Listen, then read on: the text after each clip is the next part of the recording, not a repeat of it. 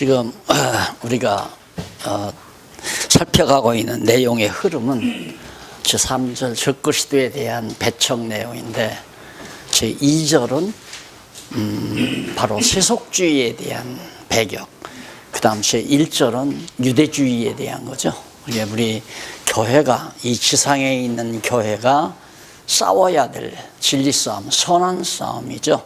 진리 싸움의 대상이 유대주의, 율법주의, 그 다음 이제 세속주의, 그 다음에는 적그리스도에 대한 싸움이, 이 선한 싸움이 우리에게 주어진 겁니다.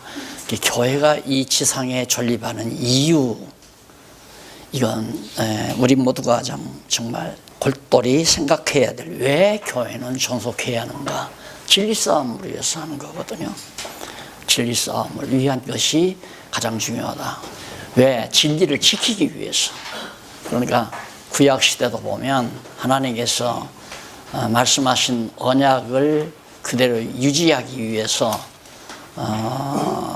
아담의 자손을 보호하고, 그 다음 노아 홍수 때 완전히 심판을 해도 노아 가정을 지켜주신 이유는 언약의 말씀을 지키기 위해서, 진리를 지키기 위해서.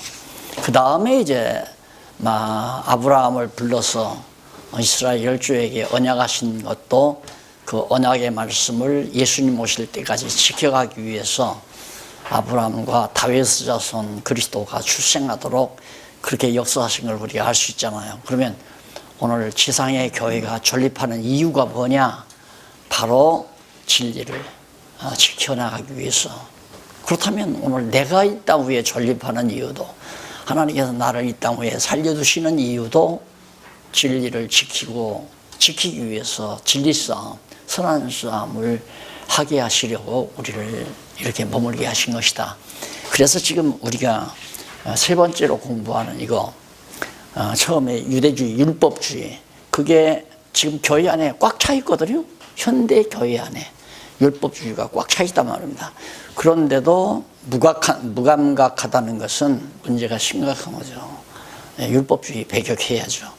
그 다음에 세속주의가 많이 밀려왔잖아요. 내가 그랬잖아요. 가부 결정하는 것부터가 벌써 세속주의예요. 교회에서 일을 처리할 때 숫자 많은 쪽으로 손을 들면 그쪽으로 결정해서 하는 거. 그거 완전히 인본주의에 기초한 거거든요. 숫자가 작아도 성경대로 하자는 쪽으로 가야 되거든요. 그러다가 보면 안 되게 생겼으니까 결국은 인간들은 인간의 마음에 맞도록, 그래서 자기 소견이 옳은 대로 행하던 사사시대의 모습처럼 많은 사람들이 좋아하는 쪽으로 끌고 간다 이 말입니다. 교회가 바로 그거예요. 세속주의에 가장 쉽게 알 수 있는 것이 바로 정치입니다. 교회 정치. 교회 정치라는 게 바로 목사님들, 장로님들이 모여서 숫자 많은 쪽으로 일들을 결정해서 교회를 다스려가는 거. 이건 완전히 세속주의의 아주 깊은 부분이거든요. 그런데 그걸 세속주의라고 생각하는 사람이 없어요. 그런데 성경은 너무 분명하게 세속주의를 떠나야 된다. 마지막이 적그리스도인데, 적그리스도에 대한 것도 이게 아주 적극적인 거죠. 그리스도 자리에 자기가 앉아 있는 것은 그리스도를 배척하는 거예요. 그러면 우리가 쉽게 에베소서에도 교회란 무엇인가도 배웠잖아요. 그럼 교회는 예수 그리스도가 머리시고 그리스도가 성령을 보내서 교회를 교통하심을 통하여 다스려 간다는 거 다 알아요. 그런데 교회를 누가 다스리는가? 목사가 다스리잖아요. 좀 가격하게 얘기하면 그리스도 자리를 밀어내버리고, 예수 그리스도 머리 되신 통치자를 밀어내버리고 자기가 그리스도의 자리에 앉아 있는 거죠. 총회장도 그렇고 도의장도 그렇고 당회장도 마찬가지죠. 이런 얘기를 목사님들이 싫어할 줄 알면서도 하는 이유는 심각하니까. 지금 현대 교회가 매우 심각하니까. 그런데 이런 얘기들은 우리 목사님 스스로에게 불리한 거니까 슬쩍 귀넘어 들으려고 그러죠. 지금 사실 히브리서부터 지금 여기 유다서까지는 실제 교회에 대한 모습들이 왜 교회가 존재하는가? 교회가 해야 될 일이 뭔가? 뭐가 중요한 것인가? 뭐를 대적해야 하고 어떤 싸움을 싸워야 하는가? 너무 적나라하게 나오잖아요. 그러면 제 눈으로 볼 때는, 성경적인 입장에서 제 눈으로 볼 때 한국 교회에 바로 유대주의, 율법주의와 세속주의와 이 적그리스도가 꽉 차 있다고 봐도 돼요. 꽉 차 있다고. 그러니까 그리스도 자리를 비워놔야 되거든요. 그리스도의 자리를. 그리고 그리스도의 자리를 비워놓으려면 성경대로 교회를 이끌어가면 돼요. 이끌어가는 게 아니에요. 성경만 잘 가르치면 그렇게 교회가 가게 돼 있는 거란 말입니다.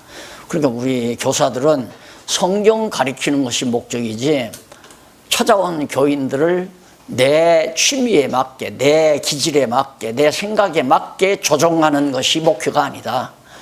찾아온 영혼들을 내 사람 만들기 위해서 하는 것도 목표가 아니다. 그런 얘기예요. 그게 너무 심각한 거란 말입니다. 그리스도의 사람으로 만들어야 되는데 자기 사람으로 만들어 가잖아요. 어저께도 어떤 분이 날 찾아와서, 이 목사님 제자 잘 길러놨습니다. 그 생각 자체가 참 심각한 거거든요. 사람의 제자가 아니라 그리스도의 제자고, 또 자기 사람이 아니라 그리스도의 사람이고, 자기와 함께 한평생 살 사람이 아니라 그리스도의 신부로 살아야 된다고 하는 건 다 말하면 맞다. 그렇지, 맞아. 그런데도 역시 그냥 여전히 나는 아닐 거야.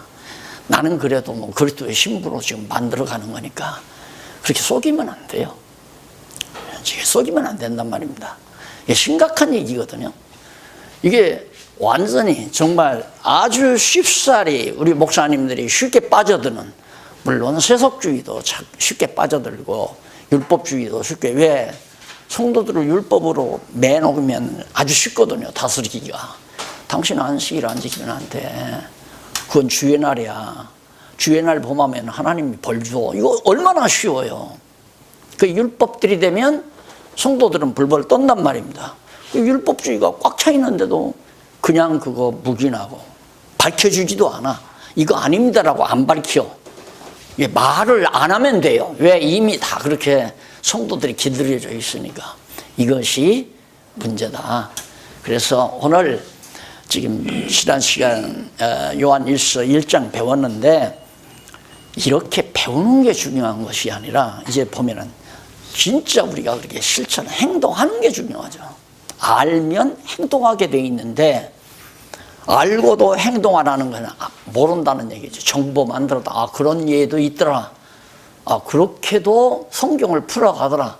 그런 식으로 알고 넘어가 버리면 오늘 공부 하나마나 제 몸만 피곤하고 목사님들의 시간만 낭비하는 결과가 되는 거죠. 그래서 첫 번째가 적그리스도에 대한 배척을 해나가는데 매우 중요한 것이 그리스도에 대한 확증입니다.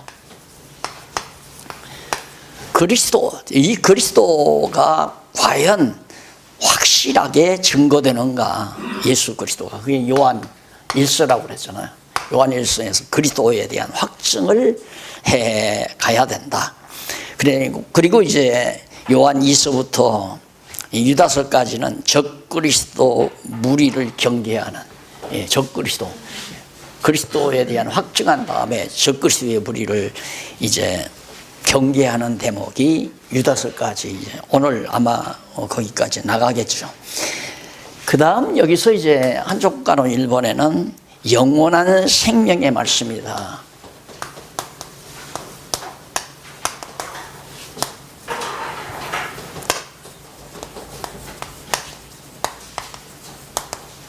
생명의 말씀. 이게 이제 요한 1서 1장에서부터 2장 17절까지.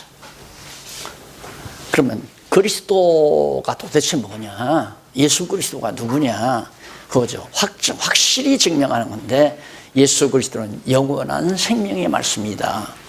그래서 요한복음 1장에 보면 태초에 말씀이 계시니라. 이 말씀이 하나님과 함께 있었다. 그리고 이 말씀이 곧 하나님이었다.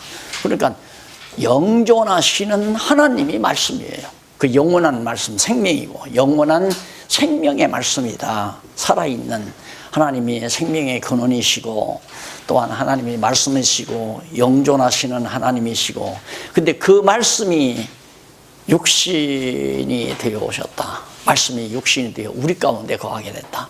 그러니까 하나님이 육신을 입고 우리 가운데 거하신 분이 바로 성자 예수 그리스도라 이 말입니다. 그리스도다. 그런데 요즘 양태설이니 뭐 해가지고 나를 또 옛날 쾌쾌무구한 고신파에서 했던 얘기를 다시 언급하는 사람들이 있는 것 같은데, 그 양태설이라는 말을 난 하지도 않았고 그게 있을 수도 없는 거고, 그냥 하나님이 여기 성경에 있잖아요. 태초부터 계신 하나님의 생명의 말씀이 육신을 입고 있다고 해오신 분이 예수 그리스도다. 그러니까 2000년 전에 마리아의 몸을 통해서 육신을 입었잖아요. 그 육신을 입은 것이 바로 뭘 입은 건가? 우리의 죄를 대속하기 위해서 죄짐을 다 지신 거죠. 그래서 세상 죄를 지고 가는 하나님의 어린 양이로 하는 얘기는 육신을 입고 우리의 죄성을 다 대신 걸머지시고 예수님이 죄를 범했다는 얘기가 아니에요. 하나님이 무슨 죄를 범하겠습니까? 말씀, 태초부터 계신 하나님 말씀이.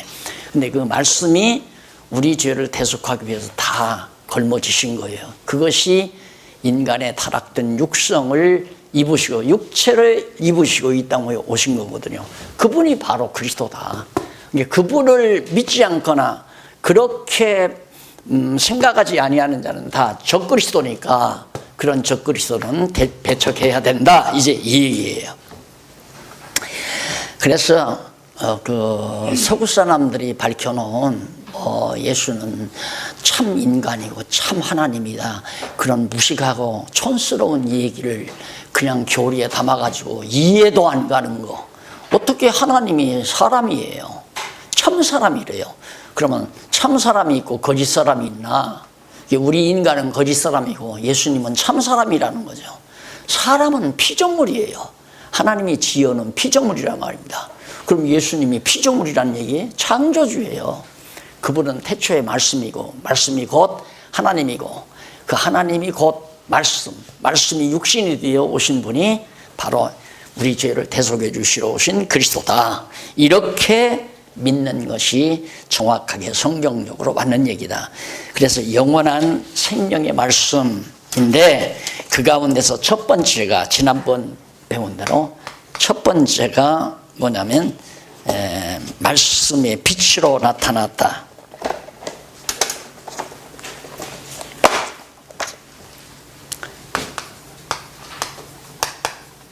말씀의 빛으로.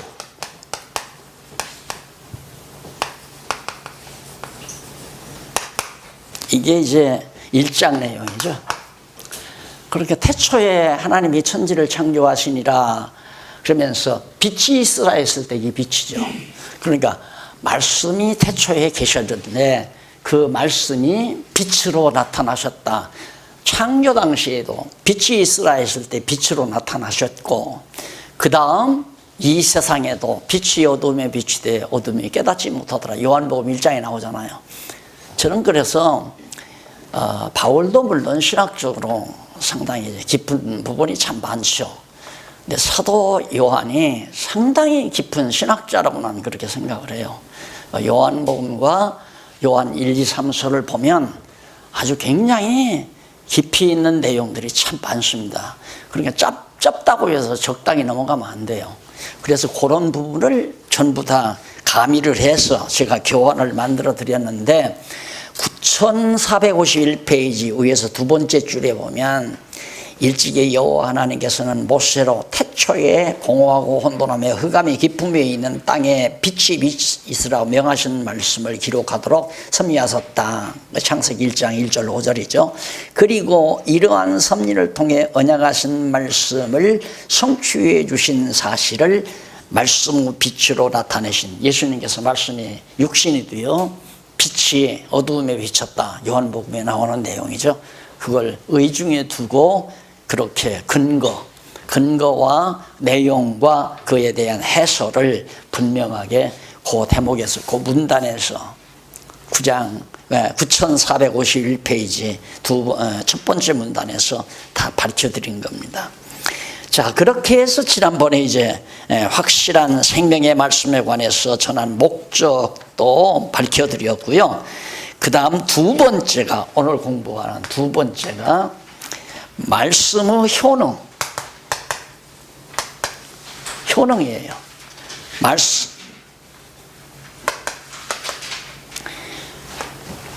효능을 알려줌. 그 이제 1장 1절로 8절 나오죠. 그러니까 말씀의 빛으로, 생명의 말씀이 말씀의 빛으로 나타났고, 근데 빛으로 나타난 그 말씀의 효능은 무엇인지를 알려주는 것이 1절로 8절에 나와요. 2장. 죄송합니다. 2장 1절로 8절. 자, 그러면 그것도 그 밑에 마지막 문단에 보면 밑에 네 번째 줄, 일찍이 여호와 하나님께서는 모세로 모압 평지에서 이스라엘 자손에게 율법을 주신 목적이 있죠.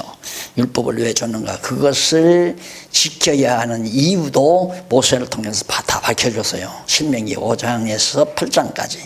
그리고 이러한 섭리를 통해서 언약하신 말씀을 성취해 주시려고 말씀의 효능을 알려주시는, 그러니까 말씀으로 오신 예수, 말씀이 빛으로 오셔서 나타나신 그 예수 그리스도의 말씀의 효능을 알려준다. 그러니까 여기서 중요한 것은 말씀으로 이 땅 위에 오신, 말씀의 빛으로 오신 예수 그리스도가 우리 안에 이 세상에 나타나셔서 드러내시는 효능, 우리의 능력이 아니라 말씀의 능력이죠. 그래서 내가 자꾸만 말씀만 바르게 전하면 된다. 우리가 하는 일은 왜? 내 능력으로 뭘 하려고 하지 말고 말씀의 능력으로 하면 된다. 성경의 말씀, 성경에 기록된 말씀을 말씀대로만 바르게 증거해 주면 그 말씀의 효능이 나타난다. 그거 안 믿어지면 성경 배울 거 없어요. 그거 안 믿어지면 지도자 할 필요도 없고, 그 결국은 이제 하나의 세상 정치인과 정치인처럼 교회를 하나의 자기 정치 집단으로 생각해서 자기 꿈을 실현하고 자기 계획을 실현하는 집단으로 만들어가는 그 길밖에 없잖아요. 그렇게 모든 일반 교회들이 다 그런 식으로 나가고 있단 말입니다. 목사의 꿈의 실현이에요. 교회라고 하는 게 뭐냐? 목사가 가지고 있는 꿈의 실현. 그게 아니고 우리는 살아있는 하나님의 말씀만 전파하면, 이 말씀이 A라는 사람에게 B라는 사람에게 전해졌다. 그러면 그 말씀의 능력이 A, B의 심령 속에서 운동해서 역사를 일으키는 거예요. 그게 바로 올바른 기독교란 말입니다. 그 말씀을 모르니까 인간의 수단 방법으로 사람을 다루는 심리학을 공부해서 사람을 다 요리하는 또 그런 수법으로 소위 목회라고 하는 이름으로 교회를 이끌어가는 것이 현대 교회의 모습이란 말입니다. 그렇게 교회마다 다르잖아요. 그 교회 목회자의 성격 따라 교회 성격이 다 달라요. 또 교회마다 전하는 방법이 다 다르고, 요한복음 3장 16절 가지고 설교를 해도 교회마다 다 다르잖아요. 교회마다. 그러니까 교회가 하나가 될 수가 없는 거죠. 사람 중심으로 보이니까. 그게 바로 세속주의고, 나가서는 적그리스도의 행위일 수도 있다. 그리스도를 대적하는 행위다. 어떻게 그럴 수가 있는가? 말씀이 그리스도인데, 말씀이 그리스도가 되어 오셨는데 하나님의 말씀만을 전하지 아니하고 자기 말로 전한다면 그리스도를 대적하는 행위 아니에요. 그러니까 이것이 아주 심각한 내용이에요. 아주. 그래서 생명의 말씀을 쓰는 목적과 그 반대 결과에 관해서 알려줍니다. 왜 내가 생명의 말씀을 쓰는가? 나의 사랑하는 자들아, 내가 이것을 너희에게 쓰는 이유는 너희로 죄를 범치 않게 하려 함이라. 내가 이 말씀을 너희에게 쓰는 이유가 뭐냐? 죄를 범치 말게 하려는 거. 그러면 우리가 이 말씀을 볼 때 주제가 여기 나와 있잖아요. 이걸 전제하고 그 내용을 이해를 하셔야 돼요. 예, 말씀이 죄를 범치 않게 하는 효능을 가지고 있다, 그 말이에요. 뭐 내가 당신 죄 짓지 마 이렇게 해, 그러면 내 말 따라서 성도들이 죄를 안 지으려고 노력한다는 말이 절대 아니라 말입니다. 사도 요한이 지금 말씀을 전하는 이유가 너희들이 죄를 범치 않게 하려고, 무슨 죄? 세속주의에 대한 죄, 율법에 대한 죄, 그리고 적그리스도에 대한 죄, 이런 죄를 범치 않게 하기 위해서 율법주의를 배격하고, 그 다음 세속주의를 배척하고, 그 다음 적그리스도를 배척하는 이런 삶을 살게 하기 위해서 내가 하나님의 말씀을 너희에게 전한다, 그런 얘기거든요. 만일 누가 죄를 범하면 아버지 앞에서 우리에게 대언자가 있으니 곧 의로우신 예수 그리스도라. 저는 우리 죄를 위하여 화목제물이니 우리만 위할 뿐 아니요 온 세상 죄를 위함이라. 이걸 가지고 만인제사장 얘기를 하는 사람들이 있어요. 무식해서. 여기서 온 세상이라는 말은 유대인도 이방인도 마찬가지, 다 같다는 얘기입니다. 유대인의 죄도 그렇고 이방인의 죄도 예수님께서 택한 백성의 죄를 다 속해 주려고 죄를 범했으면, 그러니까 적그리스도에 대한 배척을 하지 못했다, 영접했다거나 자기가 적그리스도 역할을 했다거나, 그렇지 않으면 세속주의에 빠졌다거나 유대주의에 빠졌다 하더라도 내가 이 말씀을 너희에게 전하는 이유는 말씀이 그 능력이 효능을 발휘해서 적그리스도를 배척하게 하고 유대주의를 배척하고 그 다음 세속주의를 배척하게 하는 효능을 지니고 있고, 또 그런 죄를 그동안 몰라서 졌다 하더라도 예수 그리스도께서 다 속죄해 주신다, 이제 그런 뜻이에요. 자, 그 다음 넘어가서 2장 3절로 6절에 보면 말씀을 지키는 자가 그리스도를 아는 자만 아는 자인 것을 알려줍니다. 말씀을 지키는 자, 그러니까 말씀이 빛으로 오신 말씀, 이 세상에 빛으로 오신 말씀, 그 말씀의 효능을 가지고 있는데 바로 믿음을 지키는 자, 그리스도를 아는 자인 것을 알려요. 예수 그리스도를 안다, 그리스도를 배척하지 않고 그리스도를 안다면 말씀을 지키는 자다. 하나님의 말씀이 육신이 되어신 예수 그리스도를 지키는 자다. 그러니까 그리스도를 안다고 하는 건 내가 늘 말씀드렸잖아요. 안다는 말은 그리스도와 한 몸이 됐다는 뜻이니까, 한 몸이 된 우리들은 바로 적그리스도를 배척할 수 있고 세속주의를 배척하고 또 율법주의를 배척해 간다. 우리가 그의 계명을 지키면 이로써 우리가 저를 아는 줄 알 것이요.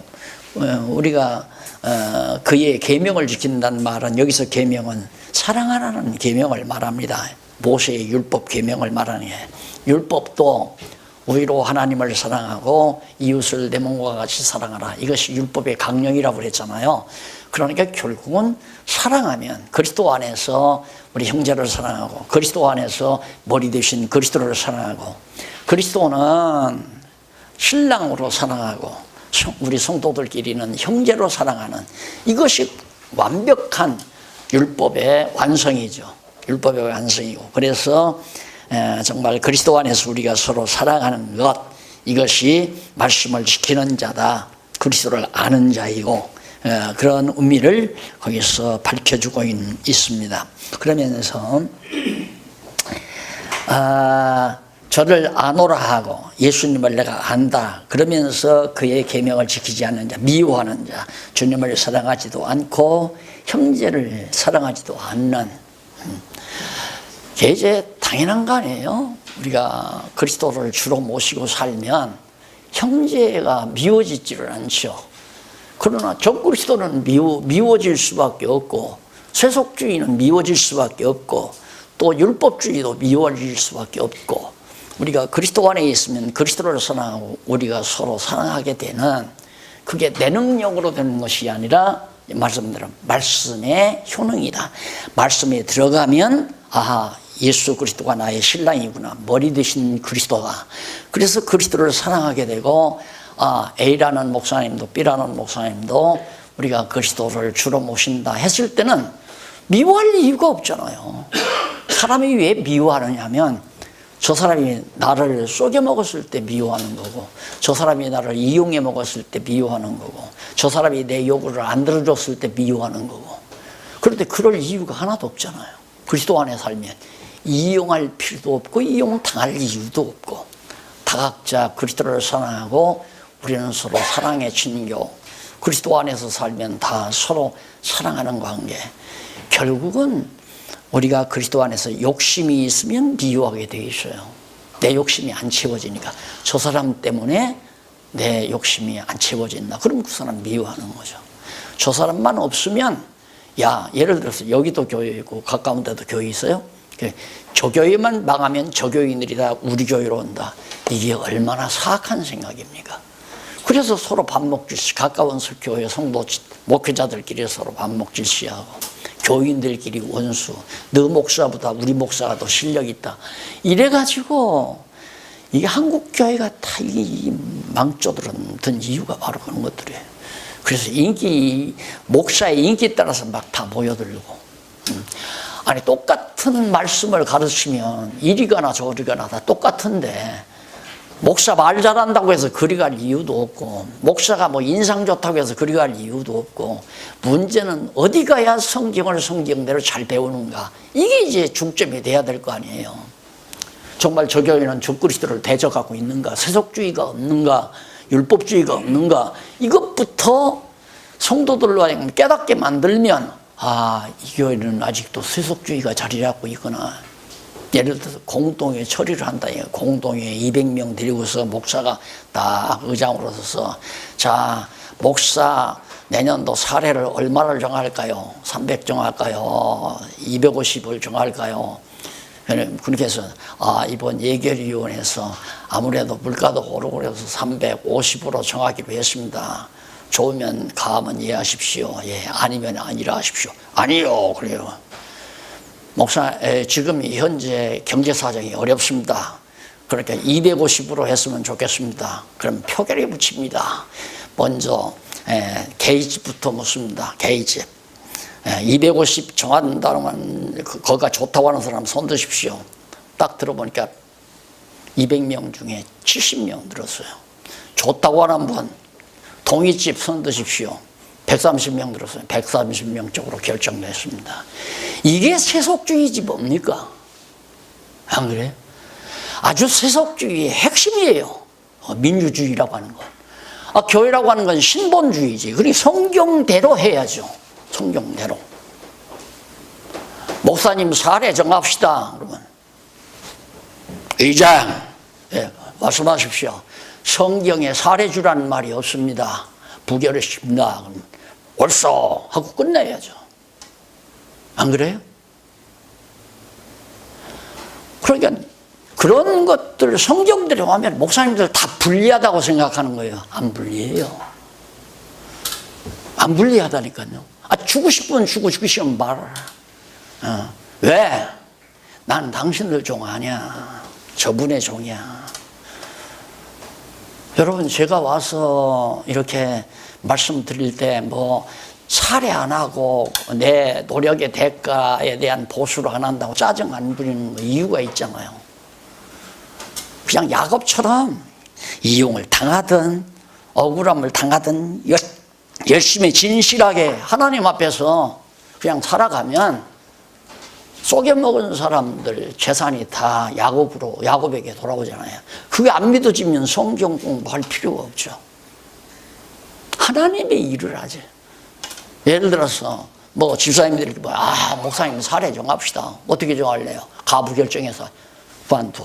안 받아도 좋아. 주기 싫으면 그만둬. 그러면 어떻게 살아요? 주는 것 누구든지 자원해서 목회에 협력하고자 하는 분들 하나님께서 역사하셔서 한국이 그 교회에서 안 주면 다른 교회에서 줄 수도 있고, 그 나라에서 안 주면 다른 나라에서 소식 듣고 줄 수도 있고. 저는 다 경험했잖아요. 다 경험했어요. 그런 거 다 경험을 했어요. 안 준다고 해서 없는 게 아니에요. 안 주면 안 주는 사람 재산이 늘어날 것 같죠? 천만의 말씀. 하나만 빼서는 그 어리석은 거예요.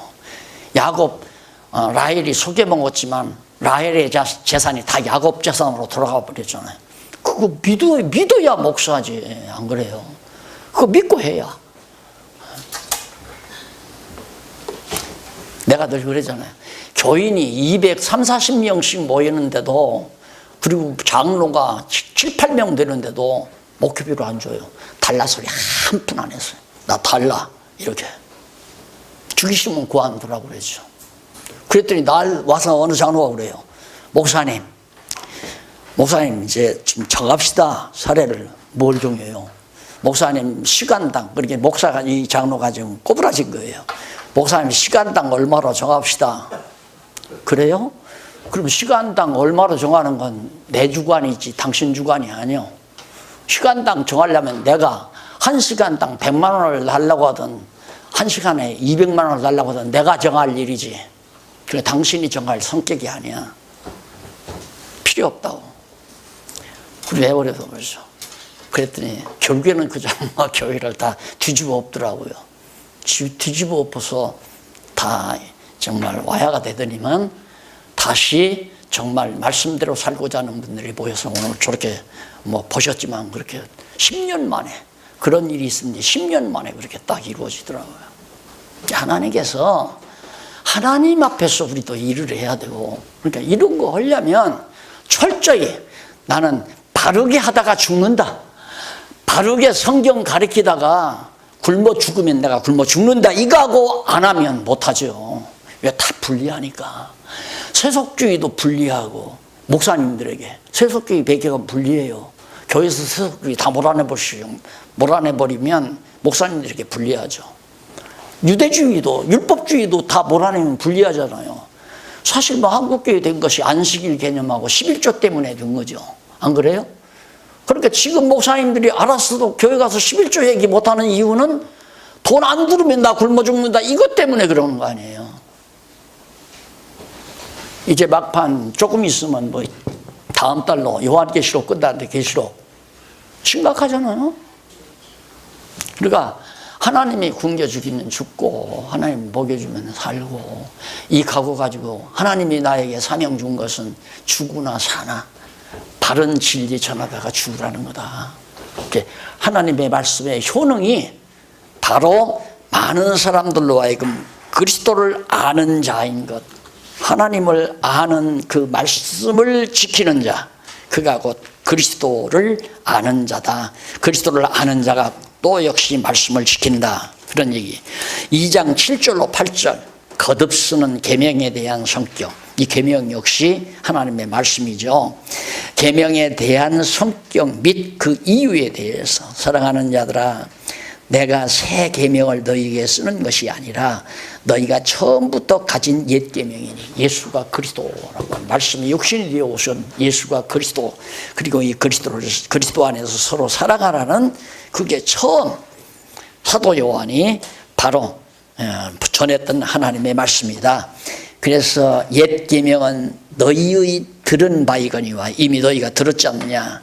다시 내가 너희에게 새 계명을 쓰노니, 옛 계명은 다 율법, 모세의 율법을 너희가 다 들었지만은 다시 내가 너희에게 새 계명을 쓰노니 너희에게 저희에게와 너희에게도 참된 것이라. 그러니까 모세 시대 구약의 성도들이나 너희에게도 바로 사도 요한이 전하는 이것이 진정한 참된 진리다. 이는 어두움이 지나가고 참빛이 벌써 비침이니라. 빛의 효능이죠. 빛의 효능이 어떻게 나타나면, 빛이 그리스도를 영접하면 어두움이 사라진다 이 말이에요. 그러니까 흑암의 깊음에 있었던 태초에 빛이 있으라 했을 때 어둠이 물러가고 빛이 나와서 어둠과 빛으로 딱 갈라지잖아요. 바로 예수 그리스도 하나님의 말씀에 빛이 비춰져야 교회도 적그리스도와 진짜 그리스도가 딱 갈라지는 거예요. 세속주의와 신령한 하나님의 나라의 모습이 다 갈라지는 거고, 그리고 율법주의와 참 진리가 올바른 하나님의 말씀이 딱 갈라지는 거고, 왜? 뭐가? 말씀의 빛이 비춰져야. 그래서 그 효능이 나타나게 된다. 그러니까 내가 하는 게 아니라 하나님의 말씀이에요. 그게 성도들이 예를 들어서 100명이 있다. 100명 가운데 신앙이 다 각각 달라. 완전히 인본주의자들도 있고 장로님들도 마찬가지예요. 인본주의적인 장로님도 있고 신본주의적인 장로님도 있을 수 있잖아요. 사정없이 하나님의 말씀만 바르게 전해버리면 딱 갈라지잖아요. 네, 딱.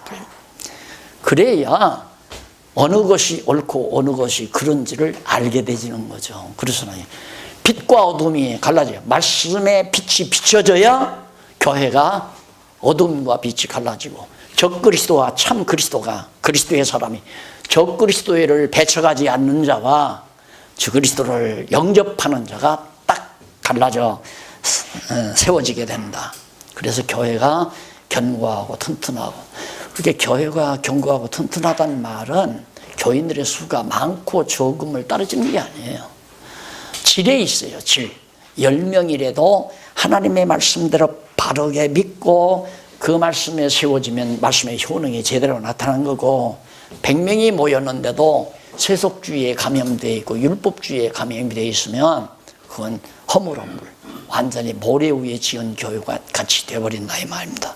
근데 우리는 아직도 자꾸 허역이 있어서 야, 교인 100명만 있으면 좋겠다, 200명만 있으면 좋겠다, 자꾸 그런 숫자를 따지는 거란 말입니다. 근데 하나님께서는 그런 사람에게 숫자를 안 맡기죠. 왜? 숫자 믿고 살아갈, 하나님을 안 믿는 게 아니라 숫자를 믿을까 봐서.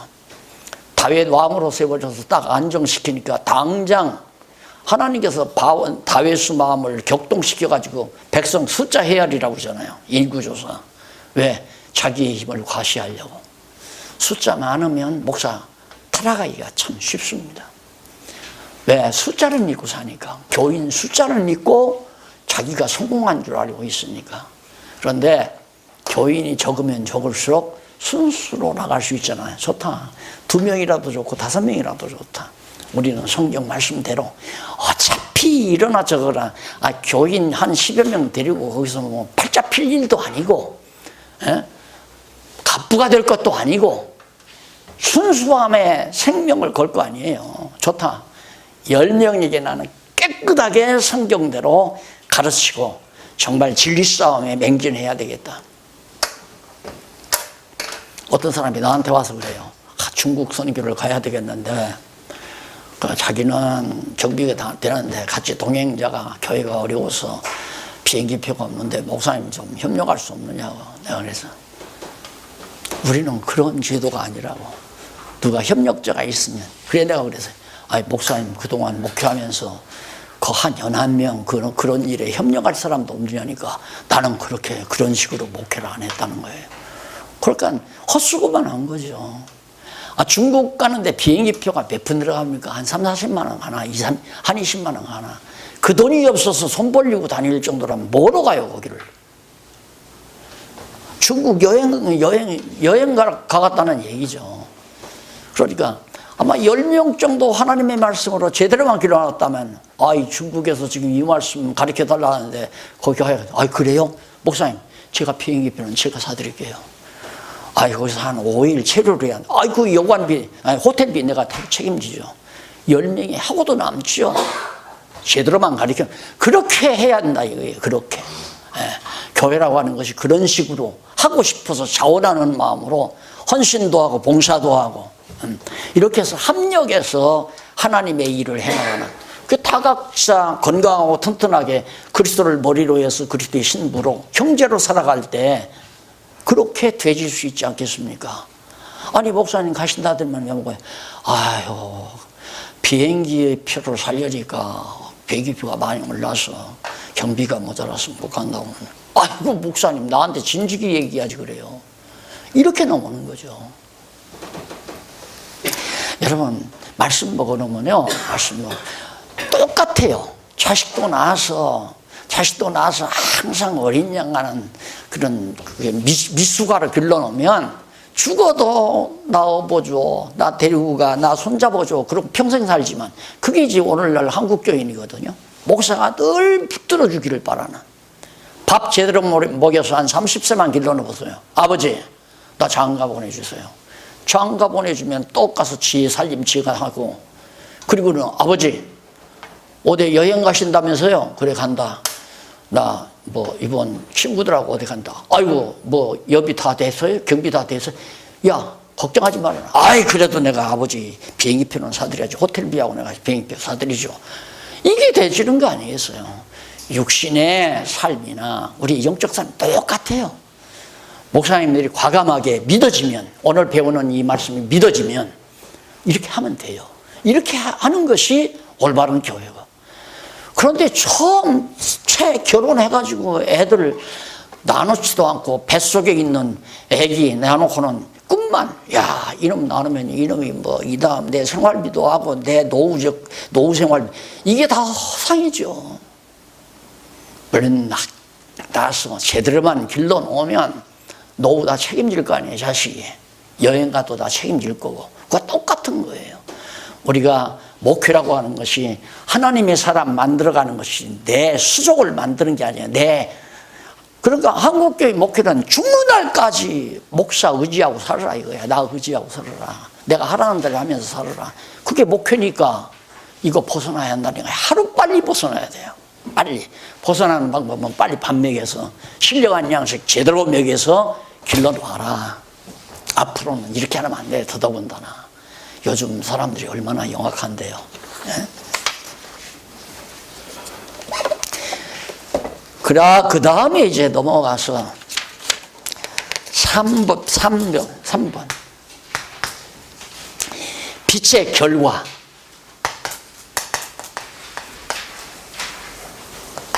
결과를 알려줌.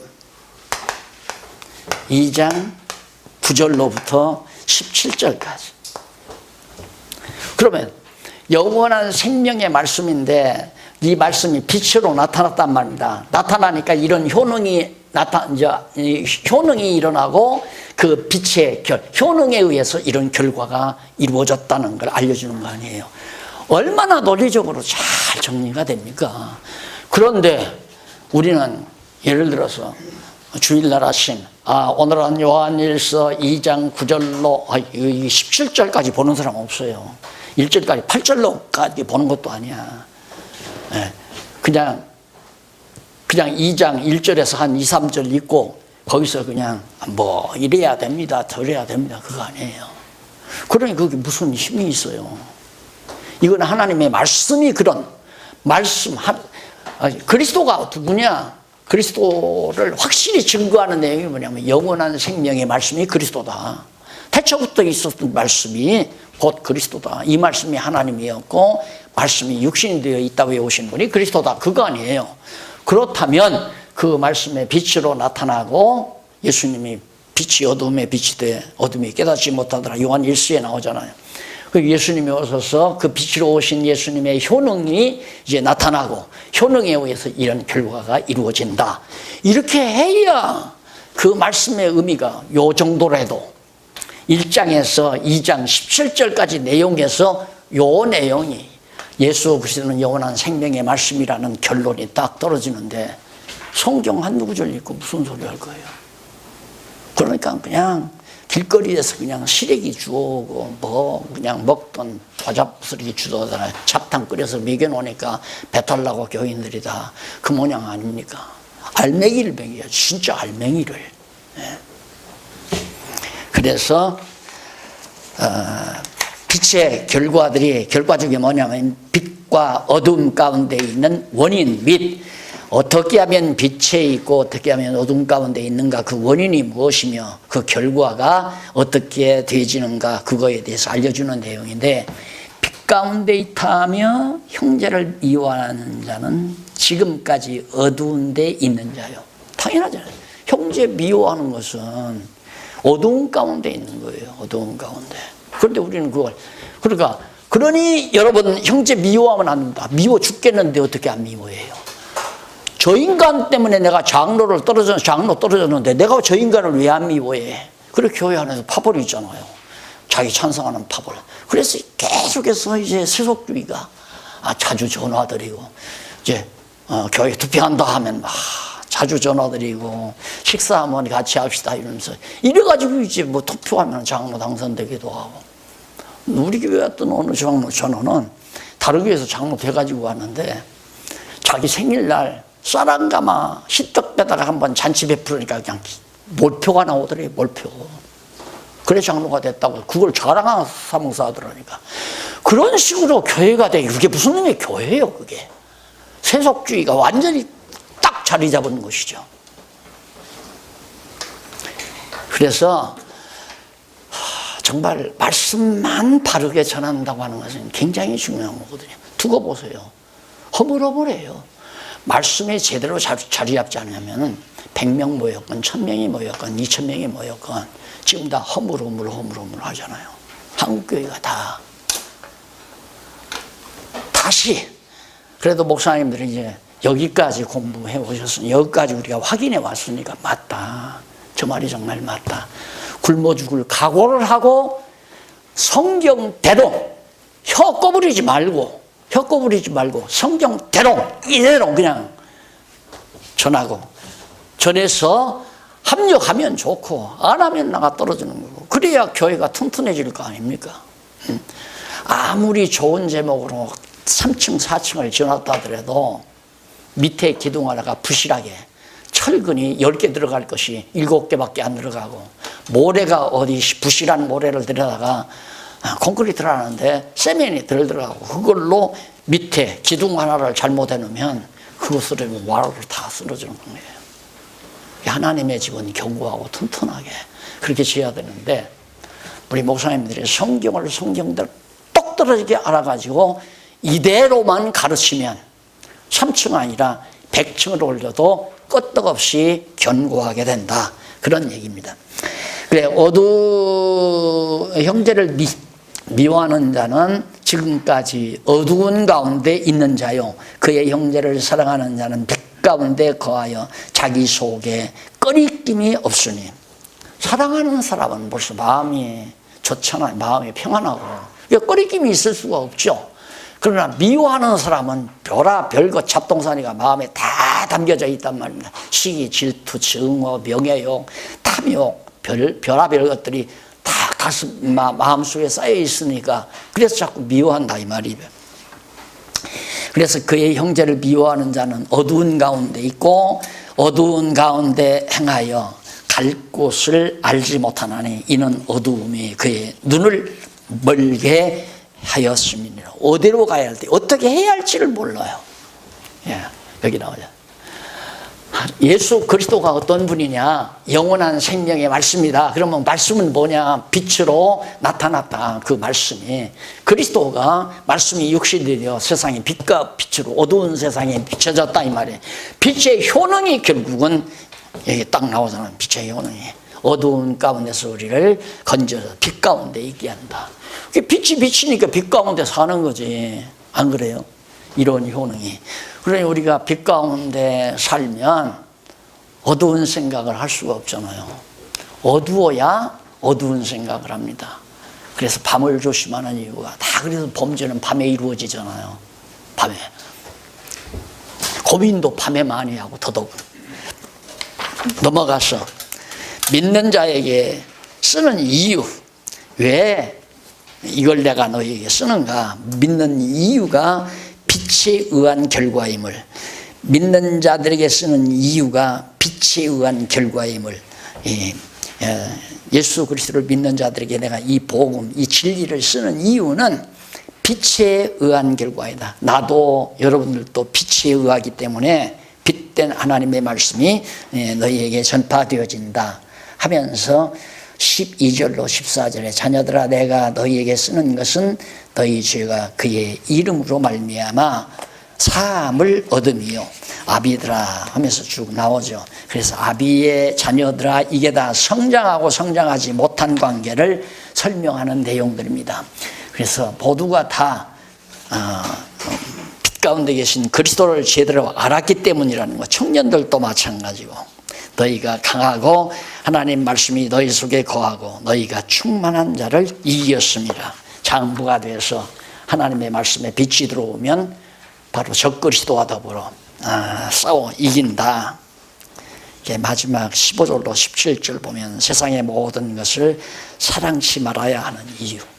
결국 그리스도를 알게 되면 영원한 신랑 되신 그리스도만 사랑하지 세상에 속한 것을 사랑하는 것이 물질, 또한 뭐 재물, 성공 이런 것들, 명예 이런 것들이 다 사랑의 대상이 아니라는 거. 왜? 다 없어져 갈 것들이기 때문에.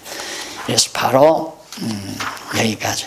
세속주의에 물들고 율법주의에 물들고 적그리스도에 빠져드는 것이 전부 세상 것 사랑하니까 세상에 속한 것. 자기 내세울리니까 자기 의를 내세울리니까 율법주의에 빠져드는 거고, 또 세속주의도 역시 자기가 성공하려니까 세속주의에 빠져드는 거고, 적그리스도도 자기가 그리스도 자리에 앉았으려니까 그리스도를 배격하는 거고. 정말 빨리 장로교 정치만이 아니에요. 개신교, 로만 캐토릭은 워낙 빗나간 사람들이니까 내버려 두고 성경대로 하자고 해서 개혁한 개혁교회의 목표는 정말 심각한 겁니다. 그리스도 자리를 찬탈하는, 그리스도의 영광을 찬탈하는. 누가 주의 영광을, 그리스도의 영광을 찬탈하는가? 목사님들이. 그거 아니에요? 틀렸어요? 다 교회 제일 높은 자리에 앉아서 모든 영광 다 블랙홀이에요. 블랙홀. 목사님들이 바로 교회 모든 영광의 블랙홀. 성도들이 다 주의 종 섬기고 받들고, 이 그리스도의 영광 다 독차지하는 거죠.